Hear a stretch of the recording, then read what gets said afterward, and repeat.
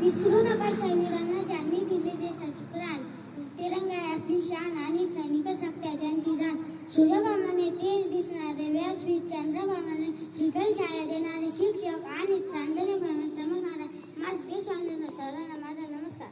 आज 15 ऑगस्ट हा दिवस भारतातील प्रत्येकाला खूप खास आहे. 15 ऑगस्ट हा दिवस भारताच्या इतिहासात सुवर्ण दिन आहे. 15 ऑगस्ट 1947 रोजी आपला भारत देश इंग्रजांच्या गुलामगिरीतून मुक्त झाला. स्वातंत्र्य प्राप्तीसाठी अनेक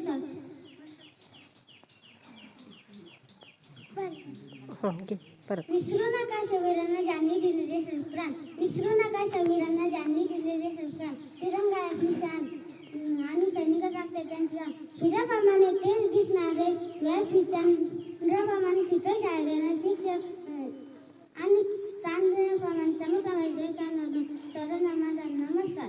आज 15 आपल्या स्वातंत्र्य दिन. आज आपण सर्वजण इथे भारताच्या 80 स्वातंत्र्य दिन साजरा करण्यासाठी एकत्र जमणार.